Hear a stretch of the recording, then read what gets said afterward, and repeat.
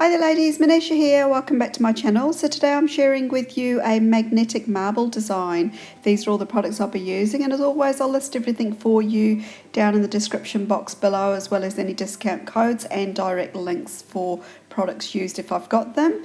So I'm going to go straight into the design with a coat of Masura purple. I don't know what the names are off the top of my head. I'll just have all the colour listed down below. So I'm just going to be doing a sort of like a drag marble on the nails. I felt like I hadn't done a magnetic nail polish design in like forever, so this was like well overdue.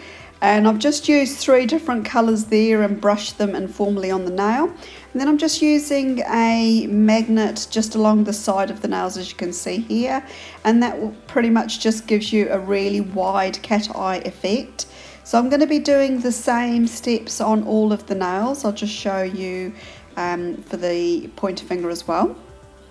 Just try and get that first coat on as evenly as possible and tidily on the nail as you can, because you are going to be moving fairly quickly when you're dragging the other colours on top of each other.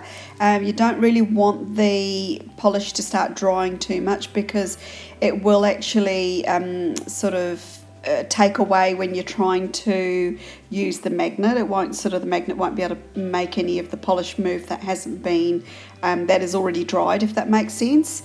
So I'm just going to be working with those 3 colours on all of the nails and just layering up, as you can see. And also, if you want to, you can just leave a tissue or a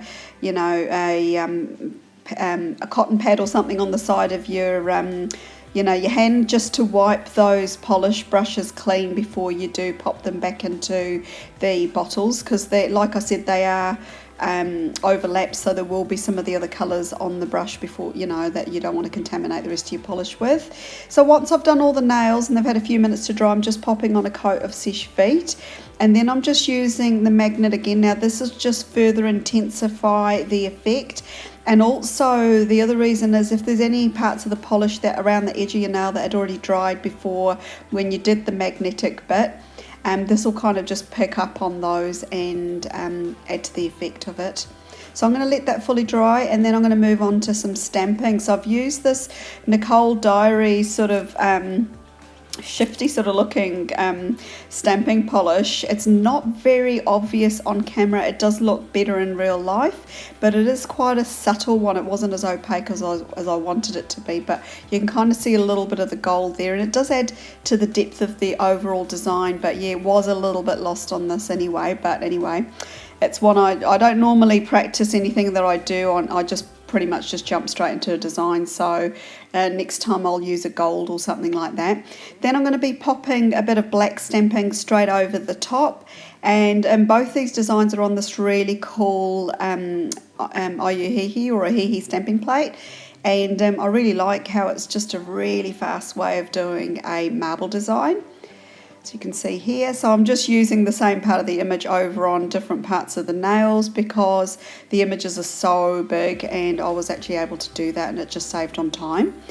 At this stage I decided to add a little bit of glitter to the nails. So I've got this Sinful Colours Polish, and I'm just going to be adding it onto the just along some of the veins of the stamped marble part. So I'm not going to be covering the whole nail. I'm just using this purely as an accent and just to add a little bit more depth to the design. So I'm just popping on bits of it here and there, and I really like how it's added just a little bit of subtle glitter and a little bit of hollow, and it's kept sort of still within those kind of peacock colours that I've used.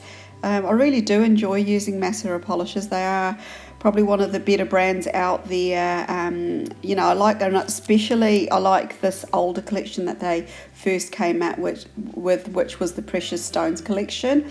I really seem to go back to those time and time again. I felt like they seem to give the most magnetic effect out of all the polishes that Masura has pretty much released subsequently. So if you've got any of these older colours, I still reckon they're some of the best ones out there anyway, but that's my personal preference on them.